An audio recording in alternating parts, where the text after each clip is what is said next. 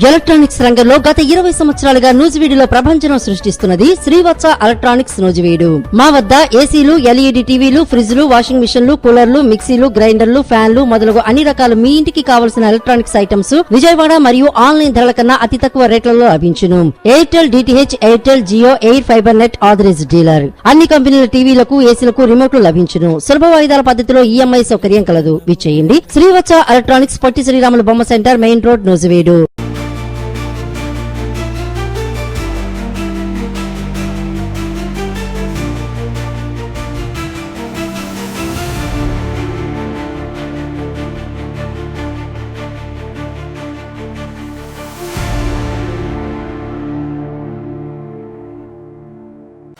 తెలంగాణలో పట్టణాల్లో నివాస ప్రాంతాలకు సమీపంలోనే ఇందిరమ్మ ఇళ్ల కేటాయింపు. ఈ నెలాఖరిలోపు భూముల విలువల సవరణ.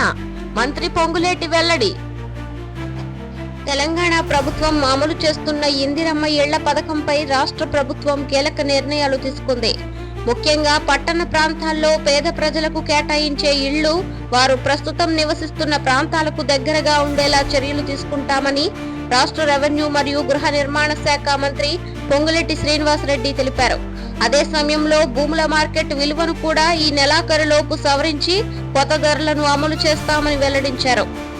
పేద ప్రజలు రోజు 20 నుంచి 25 కిలోమీటర్లు ప్రయాణించడం చాలా కష్టమని చెప్పారు. అందుకే నగరాలకు దూరంగా కాకుండా ప్రజలు జీవిస్తున్న ప్రాంతాలకు దగ్గరలోనే ఇందిరమ్మ ఇళ్లను కేటాయించాలని ప్రభుత్వం నిర్ణయించిందన్నారు. ముఖ్యంగా హైదరాబాద్, రంగారెడ్డి, మేడ్చల్ ప్రాంతాల్లో ఈ విధానం అమలు చేస్తామని వివరించారు. మంత్రి మాట్లాడుతూ ఇళ్లు ఇవ్వడం మాత్రమే కాదు, ఆ కుటుంబం సంతోషంగా జీవించేలా చూడడం కూడా ప్రభుత్వ బాధ్యత అని అన్నారు. పేదలకు ఇచ్చే ఇళ్లు ఉద్యోగ ప్రాంతాలకు, పిల్లల చదువులకు, ఆసుపత్రులకు దగ్గరగా ఉండాలని ప్రభుత్వం భావిస్తోందన్నారు. ఇందిరమ్మ ఇళ్ల పథకానికి రాష్ట్ర వ్యాప్తంగా భారీ స్పందన వస్తోందని మంత్రి తెలిపారు. గ్రామాలు, పట్టణాలు అన్న తేడా లేకుండా వేలాది మంది దరఖాస్తులు చేస్తున్నారని చెప్పారు. గత ప్రభుత్వం హామీలో పూర్తి కాలేదని, డబుల్ బెడ్రూమ్స్ ఇళ్ల సమస్యలను కూడా పరిష్కరిస్తామని వెల్లడించారు. ప్రస్తుతం రాష్ట్రంలోని ప్రతి నియోజకవర్గానికి 3500 ఇళ్ల చొప్పున కేటాయింపులు జరుగుతున్నాయని అధికారులు తెలిపారు. అర్హులైన ప్రతి కుటుంబానికి న్యాయం జరిగేలా జిల్లా కలెక్టర్లకు ప్రత్యేక ఆదేశాలు జారీ చేస్తామని చెప్పారు. ఈ సందర్భంగా మంత్రి పొంగులేటి శ్రీనివాసరెడ్డి భూముల మార్కెట్ విలువపై కూడా ముఖ్యమైన ప్రకటన చేశారు. ప్రస్తుతం ప్రభుత్వ రిజిస్ట్రేషన్ విలువలు మరియు మార్కెట్ ధరల మధ్య భారీ తేడా ఉండదన్నారు. అందుకే శాస్త్రీయ పద్ధతిలో భూముల విలువను సవరించనున్నట్లు తెలిపారు. ఈ నెలాఖరులోపు కొత్త ధరలు అమల్లోకి వస్తాయని చెప్పారు. హైదరాబాద్ పశ్చిమ ప్రాంతాల్లో భూముల ధరలు భారీగా పెరిగినట్లు ప్రభుత్వం గుర్తించింది. గచ్చిబౌలి, కోకాపేట్, ఫైనాన్షియల్ డిస్ట్రిక్ట్, మొకీలా వంటి ప్రాంతాల్లో మార్కెట్ ధరలకు అనుగుణంగా రిజిస్ట్రేషన్ విలువలు పెంచే అవకాశం ఉందని అధికారులు చెబుతున్నారు. మంత్రి మాట్లాడుతూ ప్రజలకు ఇబ్బంది కలగకుండా ప్రభుత్వం ఆదాయం పెరిగేలా మార్కెట్ పరిస్థితులకు అనుగుణంగా నిర్ణయాలు తీసుకుంటామని తెలిపారు. గతంలో శాస్త్రీయంగా కూడా భూముల విలువలు పెంచారని వివరించారు. ఇప్పుడు నిపుణుల సలహాలతో నిర్ణయం తీసుకుంటున్నామని చెప్పారు. ఇందిరమ్మ ఇళ్లు రెండో దశ కార్యక్రమాన్ని జూన్ 2న ఆదిలాబాద్ లో ప్రారంభించనున్నట్లు మంత్రి వెల్లడించారు. రెండో దశలో మరిన్ని సడలింపులు ఇస్తామని చెప్పారు. పాక్షికంగా నిర్మాణం పూర్తయిన ఇళ్లు, స్లాబ్ లేకుండా ఉన్న ఇళ్లు కూడా పథకానికి అర్హత పొందేలా చర్యలు తీసుకుంటామని వివరించారు. ప్రస్తుతం నిర్మాణంలో ఉన్న ఇళ్ల పనులు వేగంగా పూర్తయ్యేలా ప్రతి సోమవారం నిధులు విడుదల చేస్తామని మంత్రి తెలిపారు. లబ్ధిదారుల బ్యాంకు ఖాతాల్లో నేరుగా డబ్బు జమ చేస్తామని చెప్పారు. ఇందిరమ్మ పథకం కింద పేదలకు 5 లక్షల వరకు ఆర్థిక సహాయం అందించనున్నట్లు ప్రభుత్వం వెల్లడించింది. భూమి లేని వారికి స్థలాలు కూడా కేటాయించినట్లు అధికారులు తెలిపారు. నిర్మించే ప్రతి ఇల్లు కనీసం 400 చదరపు అడుగులు విస్తీర్ణంతో ఉండేలా ప్రణాళిక రూపొందించారు. హైదరాబాద్ పరిసర ప్రాంతాల్లో నివసించే పేద కుటుంబాలు ప్రభుత్వం తీసుకున్న నిర్ణయంపై సంతోషం వ్యక్తం చేస్తున్నాయి. ఇళ్లు దూరంగా ఇస్తే ఉద్యోగాలకు వెళ్లడం కష్టమవుతుందని, దగ్గరలో ఇళ్లు ఇస్తే పిల్లల చదువులు కూడా ఆగవని పలువురు మహిళలు చెప్పారు. మంత్రి మాట్లాడుతూ పేదల జీవితం మారాలి, అందుకే నివాస ప్రాంతాలు దగ్గరలోనే ఇళ్లు ఇవ్వాలని నిర్ణయించామని అన్నారు. ఇళ్లతో పాటు రోడ్లు, నీరు, విద్యుత్, కాలువలు వంటి సదుపాయాలు కూడా కల్పిస్తామని హామీ ఇచ్చారు. ఇందిరమ్మ ఇళ్ల నిర్మాణంలోనే వేగం పెంచేందుకు జిల్లా స్థాయిలో ప్రత్యేక అధికారులను నియమిస్తున్నట్లు ప్రభుత్వం వెల్లడించింది. ప్రతి వారం సమీక్షలు నిర్వహించి పనుల పురోగతిని పరిశీలిస్తామని చెప్పారు. డబుల్ బెడ్రూమ్ ఇళ్లలో అర్హులు కాని వారు ఉంటే వారిని తొలగించి నిజమైన పేదలకు ఇళ్లు కేటాయించాలని మంత్రి అధికారులకు సూచించారు. పేదరికమే అర్హతకు ప్రధాన ప్రమాణమని స్పష్టం చేశారు. రాష్ట్రంలో పాత కాలనీల పరిస్థితులపై కూడా మంత్రి స్పందించారు. పాత కాలనీలు చాలా దెబ్బతిన్నాయని చెప్పారు. అక్కడ కొత్త ఇందిరమ్మ ఇళ్లు నిర్మించే అవకాశాన్ని ప్రభుత్వం పరిశీలిస్తోందని అన్నారు. ఇక భూముల విలువ సవరణపై రియల్ ఎస్టేట్ రంగం కూడా ఆసక్తిగా ఎదురు చూస్తోంది. కొత్త రిజిస్ట్రేషన్ విలువలతో ప్రభుత్వానికి వేల కోట్ల అదనపు ఆదాయం వచ్చే అవకాశం ఉందని అధికారులు అంచనా వేస్తున్నారు. గ్రామీణ ప్రాంతాల్లో కూడా ఇందిరమ్మ ఇళ్ల పథకానికి మంచి స్పందన వస్తోందని ప్రభుత్వం తెలిపింది. రైతులు, కూలీలు, కార్మికులు, మహిళలు పెద్ద సంఖ్యలో దరఖాస్తు చేస్తున్నారని చెప్పారు. తెలంగాణలో ప్రతి పేద కుటుంబానికి ఇళ్లు కల్పించడం ప్రభుత్వ లక్ష్యమని మంత్రి తెలిపారు. ఇందిరమ్మ ఇళ్ల పథకాన్ని రాష్ట్రంలో అతిపెద్ద సంక్షేమ కార్యక్రమంగా అమలు చేస్తామని తెలిపారు. ప్రజలు మాట్లాడుతూ ఇల్లు అనేది ప్రతి కుటుంబం కళ అని అన్నారు. ప్రభుత్వం నిజంగా అర్హులైన వారికి ఇళ్లు ఇవ్వాలి అని కోరుతున్నారు. కొందరు మహిళలు ప్రభుత్వం తీసుకున్న తాజా నిర్ణయాన్ని స్వాగతిస్తున్నారు. మంత్రి చివరగా మాట్లాడుతూ పేదల కోసం తీసుకునే ప్రతి నిర్ణయం పారదర్శకంగా ఉంటుందని అన్నారు. ఎవరికీ అన్యాయం జరగదని స్పష్టం చేశారు. అధికారులు ప్రజలకు అందుబాటులో ఉండి సమస్యలు పరిష్కరించాలని సూచించారు.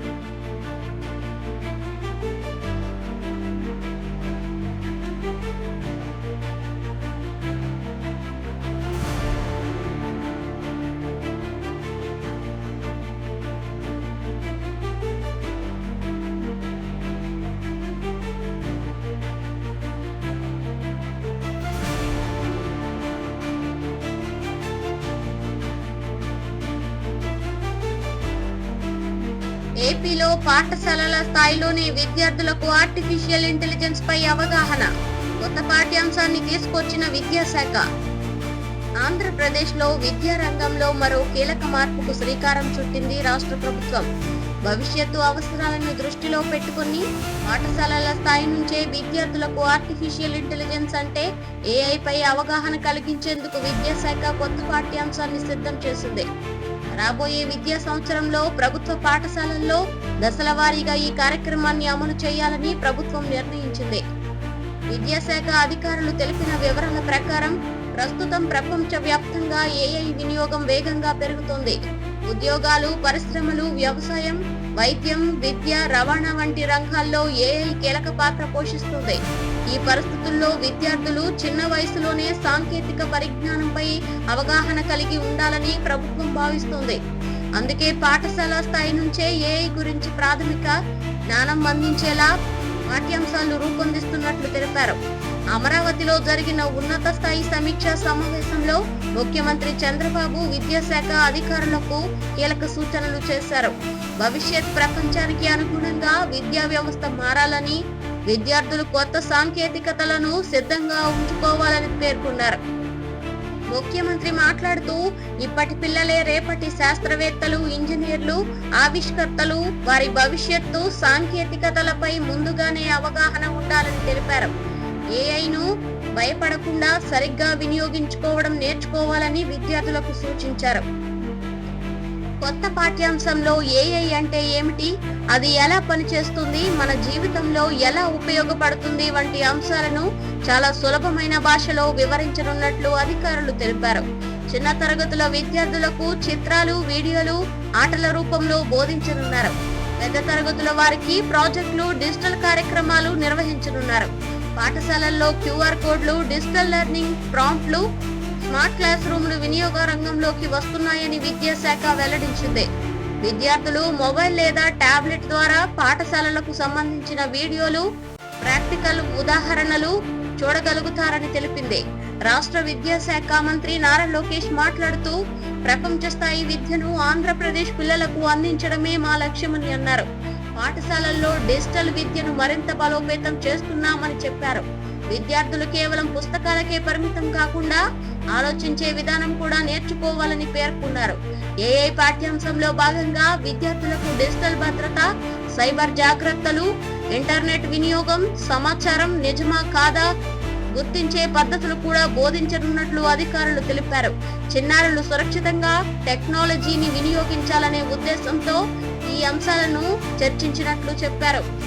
ఈ కార్యక్రమంలో ఉపాధ్యాయులకు కూడా ప్రత్యేక శిక్షణ ఇవ్వనున్నారు. ఏఐ ఆధారిత బోధన ఎలా చేయాలి, విద్యార్థుల్లో సృజనాత్మకత ఎలా పెంచాలి అనే అంశంపై ట్రైనింగ్ కార్యక్రమాలు నిర్వహించనున్నారు. రాష్ట్ర వ్యాప్తంగా వేలాది మంది ఉపాధ్యాయులకు దశల వారీగా శిక్షణ ఇవ్వాలని ప్రభుత్వం నిర్ణయించింది. ఫిన్లాండ్ వంటి దేశాల విద్యా విధానాలను కూడా అధ్యయనం చేస్తున్నట్లు విద్యాశాఖ తెలిపింది. ప్రస్తుతం విద్యార్థుల అభ్యాస స్థాయిని అంచనా వేయడానికి ఏఐ ఆధారిత విధానాలను కూడా పరిశీలిస్తున్నట్లు అధికారులు తెలిపారు. పిల్లలు ఏ విషయంలో వెనకబడి ఉన్నారో గుర్తించి వారికి ప్రత్యేక సహాయం అందించేలా సాంకేతిక వ్యవస్థలు రూపొందిస్తున్నట్లు సమాచారం. విద్యార్థులు కూడా ఈ కొత్త విధానంపై ఆసక్తి చూపుతున్నారు. మేము మొబైల్లో చూసే టెక్నాలజీ గురించి ఇప్పుడు స్కూల్లో నేర్పిస్తే బాగుంటుందని పలువురు విద్యార్థులు తెలిపారు. కొందరు పిల్లలు రోబోటిక్స్, కంప్యూటర్ ప్రోగ్రామింగ్ నేర్చుకోవాలని ఆసక్తి వ్యక్తం చేశారు. ప్రభుత్వ పాఠశాలల్లో డిజిటల్ మౌలిక సదుపాయాలను మెరుగుపరుస్తున్నట్లు అధికారులు తెలిపారు. స్మార్ట్ టీవీలు, ప్రొజెక్టర్లు, ఇంటర్నెట్ సదుపాయాలు, డిజిటల్ బోర్డులు ఏర్పాటు చేస్తామని చెప్పారు. ఏఐ పాఠ్యాంశం వల్ల గ్రామీణ ప్రాంత విద్యార్థులకు కూడా కొత్త అవకాశాలు వస్తాయని నిపుణులు చెబుతున్నారు. నగరాల పిల్లలతో సమానంగా గ్రామీణ విద్యార్థులు కూడా ఆధునిక సాంకేతిక పరిజ్ఞానం నేర్చుకునే అవకాశం కలుగుతుందని అభిప్రాయపడుతున్నారు. ముఖ్యమంత్రి మాట్లాడుతూ, విద్య అంటే కేవలం పరీక్షలు కాదు, విద్యార్థుల్లో నైపుణ్యాలు పెరగాలి, ప్రపంచంతో పోటీ పడే స్థాయికి చేరాలని అన్నారు. విద్యాశాఖ అధికారులు వెల్లడించిన వివరాల ప్రకారం ప్రాథమిక స్థాయి నుంచే పిల్లలలో లాజికల్ థింకింగ్, సమస్యల పరిష్కార నైపుణ్యాలు, సృజనాత్మక ఆలోచన పెంచేలా పాఠ్యాంశాలు రూపొందిస్తున్నారు. ఏఐ పాఠాలు కూడా అదే దశగా ఉంటాయని తెలిపారు. ఈ కార్యక్రమంలో భాగంగా విద్యార్థులకు చిన్న చిన్న సైన్స్ ప్రాజెక్టులు, కోడింగ్ పరిచయం, రోబోటిక్స్ ప్రాథమిక అంశాలు కూడా పరిచయం చేసే అవకాశాలు ప్రభుత్వం పరిశీలిస్తుంది. పాఠశాలల్లో ఇన్నోవేషన్ క్లబ్లు ఏర్పాటు చేయాలని ప్రభుత్వం భావిస్తోంది. విద్యార్థులు కొత్త ఆలోచనలు పంచుకునేలా ప్రత్యేక కార్యక్రమాలు నిర్వహిస్తున్నారు. ఏఐ వల్ల ఉద్యోగాలు తగ్గిపోతాయనే భయం అవసరం లేదని నిపుణులు చెబుతున్నారు. ఏఐను సరిగ్గా వినియోగించగలిగిన వారు భవిష్యత్తులో మరిన్ని అవకాశాలు వస్తాయని పేర్కొన్నారు. అందుకే చిన్న వయసులోనే అవగాహన కల్పించడం మంచి అభిప్రాయమని అన్నారు. విద్యాశాఖ రూపొందిస్తున్న కొత్త పాఠ్యాంశం జాతీయ విద్యా విధానానికి అనుగుణంగా ఉంటుందని అధికారులు తెలిపారు. డిజిటల్ విద్య, నైపుణ్యాభివృద్ధి, అనుభవాత్మక అభ్యాసం వంటి అంశాలకు ప్రాధాన్యమిస్తున్నట్లు తెలిపారు. ఉపాధ్యాయులు మాట్లాడుతూ, పిల్లలు ఇప్పటికే టెక్నాలజీకి అలవాటు పడుతున్నారు. ఇప్పుడు పాఠశాలల్లోనే సరైన మార్గదర్శనం ఇస్తే వారు భవిష్యత్తులో మరింత ముందుకు వెళ్తారని అన్నారు. తల్లిదండ్రులు కూడా ప్రభుత్వ నిర్ణయాన్ని స్వాగతిస్తున్నారు. ప్రైవేట్ పాఠశాలలకే పరిమితమైన ఆధునిక విద్య ఇప్పుడు ప్రభుత్వ పాఠశాలల్లో కూడా రావడం ఆనందంగా ఉందని పలువురు తల్లిదండ్రులు చెప్పారు. విద్యార్థుల్లో English communication, digital literacy, computering విధానం నైపుణ్యాలను కూడా పెంచాలని ప్రభుత్వం నిర్ణయం తీసుకుంది. ఏఐ పాఠ్యాంశం ఈ మార్పుకు సహాయపడుతుందని అధికారులు భావిస్తున్నారు. ఈ కార్యక్రమాన్ని మొదట కొన్ని ఎంపిక చేసిన పాఠశాలల్లో ప్రారంభించి తరువాత రాష్ట్ర వ్యాప్తంగా విస్తరించే అవకాశం ఉందని సమాచారం. విద్యార్థుల స్పందనను బట్టి పాఠ్యాంశంలో మార్పులు కూడా చేయనున్నట్లు అధికారులు తెలిపారు. విద్యా నిపుణులు చెబుతున్న వివరాల ప్రకారం భవిష్యత్తులో ప్రతి రంగంలో ఏఐ ప్రభావం మరింత పెరుగుతోందని అన్నారు. అందుకే విద్యా వ్యవస్థలో మార్పులు చాలా అవసరమని వారు అభిప్రాయపడుతున్నారు. ప్రభుత్వం చేపడుతున్న ఈ కార్యక్రమం వల్ల ఆంధ్రప్రదేశ్ విద్యారంగం కొత్త దశను ముందుకు వెళ్లే అవకాశాలు ఉన్నాయని పలువురు అభిప్రాయపడుతున్నారు. భవిష్యత్ అవసరాలకు అనుగుణంగా విద్యార్థులను తయారు చేయడమే ప్రధాన లక్ష్యమని ప్రభుత్వం స్పష్టం చేసింది.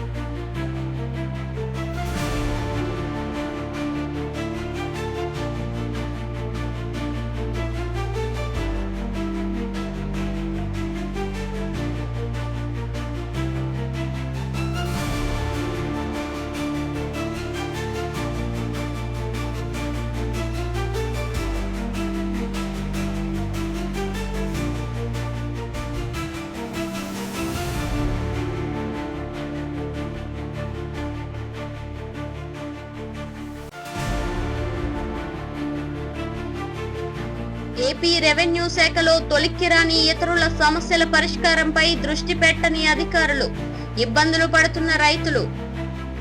ఆంధ్రప్రదేశ్లో రెవెన్యూ శాఖకు సంబంధించిన సమస్యలు రైతులను తీవ్రంగా ఇబ్బందులకు గురిచేస్తున్నాయి. ముఖ్యంగా ఇతరులుగా నమోదైన భూముల సమస్యలు చాలా కాలంగా పరిష్కారం కాకపోవడంతో రైతులు కార్యాలయాల చుట్టూ తిరుగుతున్నారు. భూమి తమ పేరుతో ఉన్న ఆన్లైన్ రికార్డులో ఇతరులుగా నమోదు కావడం వల్ల రైతులు పంట రుణాలు, రైతు భరోసా, పాస్బుక్ సేవలు పొందలేకపోతున్నామని ఆవేదన వ్యక్తం చేస్తున్నారు. రాష్ట్రంలోని పలు జిల్లాల్లో ఈ సమస్య ఎక్కువగా కనిపిస్తోంది. రైతులు చెబుతున్న వివరాల ప్రకారం పాత రికార్డులు సరిగ్గా నమోదు కాకపోవడం, సర్వే సమస్యలు, వారసత్వ మార్పుల నమోదు కావడంతో కంప్యూటర్ డేటా లోపాల వంటి కారణాలతో వేలాది ఎకరాలు ఇతరుల కేటగిరీలోకి వెళ్లిపోయాయి. దీనివల్ల అసలు యాజమాన్యులు తీవ్ర ఇబ్బందులు ఎదుర్కొంటున్నారు. ప్రకాశం, గుంటూరు, కృష్ణా, తూర్పు గోదావరి, అనంతపురం జిల్లాల్లో రైతులు పెద్ద ఎత్తున ఫిర్యాదులు చేస్తున్నట్లు సమాచారం. చాలా మంది రైతులు నెలల తరబడి తహసీల్దార్ కార్యాలయాలకు తిరుగుతున్నా సమస్యల పరిష్కారం కావడం లేదని చెబుతున్నారు. ఒక రైతు మాట్లాడుతూ, భూమి మా తాతల కాలం నుంచి మా దగ్గరే ఉంది, కానీ ఇప్పుడు ఆన్లైన్ లో ఇతరులు అని చూపిస్తోంది. రుణం రావడం లేదు, బ్యాంకులు కూడా తిరస్కరిస్తున్నాయని వాపోయాడు. రైతుల సమస్యలపై పలు రైతు సంఘాలు కూడా ఆందోళన వ్యక్తం చేస్తున్నాయి. భూమి రికార్డుల సమస్యల పరిష్కారం కాకపోతే రైతుల జీవితం మరింత కష్టమవుతుందని పేర్కొన్నారు. ముఖ్యంగా పంట కాలంలో రుణాలు అందకపోవడం రైతులను ఆర్థికంగా దెబ్బతీస్తోందని చెబుతున్నారు. రెవెన్యూ శాఖ అధికారులు చెబుతున్న వివరాల ప్రకారం రాష్ట్ర వ్యాప్తంగా భూమి రికార్డుల డిజిటలైజేషన్ పనులు కొనసాగుతున్నాయి. పాత రికార్డులను కొత్త విధానంలో నమోదు చేసే సమయంలో కొన్ని సాంకేతిక సమస్యలు వచ్చాయని తెలిపారు. వాటిని దశల వారీగా పరిష్కరిస్తామని చెప్పారు. అయితే రైతులు మాత్రం అధికారుల మాటలను నమ్మడం లేదు. చాలా చోట్ల అధికారులు సరైన స్పందన ఇవ్వడం లేదని ఆరోపిస్తున్నారు. దరఖాస్తులు ఇచ్చినా నెలల తరబడి పెండింగ్ లో ఉంచుతున్నారని చెబుతున్నారు. కొన్ని మండలాల్లో రైతులు నిరసనలు కూడా చేపట్టారు. రెవెన్యూ కార్యాలయాల ముందు ధర్నాలు నిర్వహిస్తున్నారు. మా భూమి మాకు ఇవ్వాలి, ఇతరుల సమస్య వెంటనే పరిష్కరించాలి అంటూ నినాదాలు చేశారు. ఒక మహిళా రైతు మాట్లాడుతూ, పాస్బుక్ లేకపోవడంతో ప్రభుత్వ పథకాలు రావడం లేదు, పిల్లల చదువులకు కూడా డబ్బులు లేవు అని కన్నీరు పెట్టుకుంది. రైతు సంఘాల నాయకులు మాట్లాడుతూ, ప్రభుత్వం ప్రత్యేక డ్రైవ్ నిర్వహించి ఇతరుల సమస్యను త్వరగా పరిష్కరించాలని డిమాండ్ చేస్తున్నారు. ప్రతి గ్రామంలో ప్రత్యేక శిబిరాలు నిర్వహించి భూమి రికార్డులు సరిచేయాలని కోరుతున్నారు. రాష్ట్ర ప్రభుత్వం ఇటీవలి రెవెన్యూ సేవలను మరింత పారదర్శకంగా చేయాలని నిర్ణయించింది. అయినప్పటికీ క్షేత్రస్థాయిలో సమస్యలు ఇంకా కొనసాగుతున్నాయని ప్రజలు చెబుతున్నారు. గ్రామ సచివాలయాలు, మీ సేవా కేంద్రాల్లో కూడా సరైన సమాచారం అందడం లేదని రైతులు పేర్కొంటున్నారు. ఒక వృద్ధ రైతు మాట్లాడుతూ, మా దగ్గర పాత పత్రాలు అన్నీ ఉన్నాయి, కానీ కంప్యూటర్లో తప్పు వచ్చిందని చెబుతున్నారు. ఆ తప్పు మేమే ఎందుకు భరించాలి అని ప్రశ్నిస్తున్నారు. కొన్ని చోట్ల భూమి సరిహద్దు వివాదాలు కూడా సమస్యను మరింత క్లిష్టంగా చేస్తున్నాయి.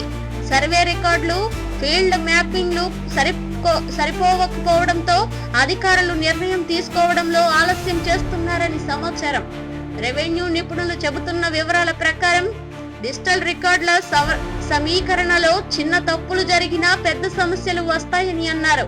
ముఖ్యంగా వారసత్వ నమోదు, భూమి విభజన, కొనుగోలు విక్రయాల సమయంలో రికార్డులు వెంటనే అప్డేట్ కాకపోతే ఇలాంటి సమస్యలు వస్తాయని తెలిపారు.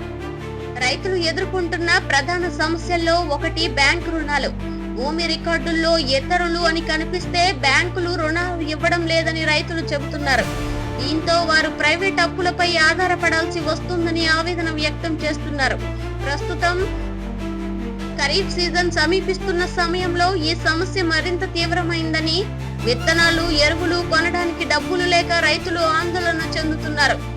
ఒక యువ రైతు మాట్లాడుతూ, మేము వ్యవసాయం చేయాలి అంటే ముందుగా భూమి రికార్డు సరికావాలి, లేకపోతే ఒక పథకం కూడా రావడం లేదని ఆవేదన వ్యక్తం చేశారు. రెవెన్యూ శాఖ అధికారులు ఇటీవలి కొన్ని జిల్లాల్లో ప్రత్యేక సమీక్షా సమావేశాలు నిర్వహించారు. ఇతరుల సమస్యలను త్వరగా పరిష్కరించాలని కింది స్థాయి అధికారులకు సూచనలు ఇస్తున్నట్లు సమాచారం. అయితే రైతులు మాత్రం ఇంకా ఫలితాలు కనిపించడం లేదని అంటున్నారు. తహసీల్దార్ కార్యాలయాల్లో సిబ్బంది కొరత కూడా ఒక కారణమని చెబుతున్నారు. ఒక్కో అధికారి వద్ద వందలాది ఫైళ్లు పెండింగ్ లో ఉన్నాయని సమాచారం. గ్రామాల్లో రైతులు తమ భూమిని వివరాలు తెలుసుకోవడానికి మీ సేవా కేంద్రాలకు వెళ్తున్నారు. అక్కడ కూడా సాంకేతిక సమస్యలు వస్తున్నాయని చెబుతున్నారు.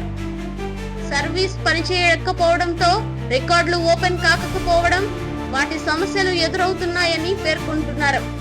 రైతు సంఘాలు ప్రభుత్వానికి కొన్ని సూచనలు చేశాయి. ప్రతి మండలంలో ప్రత్యేక శిబిరాలు నిర్వహించాలన్నారు. పెండింగ్ దరఖాస్తులను ఒకే చోట పరిశీలించాలి. వారసత్వ నమోదు ప్రక్రియను సులభతరం చేయాలని అన్నారు. ఆన్లైన్ రికార్డులను త్వరగా నవీకరించాలని అన్నారు.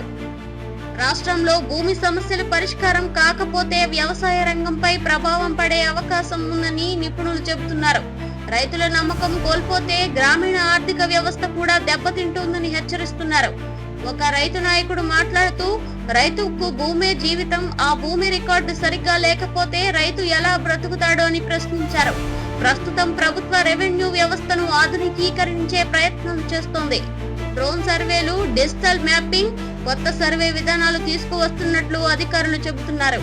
భవిష్యత్తులో భూమి వివాదాలు తగ్గేలా చర్యలు తీసుకుంటామని తెలిపారు. ఈ సమస్యపై రాజకీయ పార్టీల మధ్య కూడా చర్చ జరుగుతోంది. ప్రతిపక్షాలు ప్రభుత్వ వైఫల్యమని విమర్శిస్తుండగా ప్రభుత్వం మాత్రం గతంలో జరిగిన తప్పులను సరిచేస్తున్నామని చెబుతోంది. రెవెన్యూ శాఖలో పారదర్శకత పెంచేందుకు కొత్త సాఫ్ట్వేర్ వ్యవస్థను తీసుకువస్తున్నట్లు సమాచారం. ప్రజలు ఇంటి దగ్గర నుంచే భూమి వివరాలు చూసుకునేలా కొత్త సేవలు అందుబాటులోకి తీసుకురానున్నట్లు అధికారులు చెబుతున్నారు. అయితే రైతులు ఒకటే కోరుతున్నారు, కాగితాలపై కాకుండా క్షేత్రస్థాయిలో సమస్యలు త్వరగా పరిష్కరించాలని కోరుకుంటున్నారు. పంట సీజన్ ప్రారంభానికి ముందే ఇతరుల సమస్యలు పూర్తిగా తొలగించాలని విజ్ఞప్తి చేస్తున్నారు.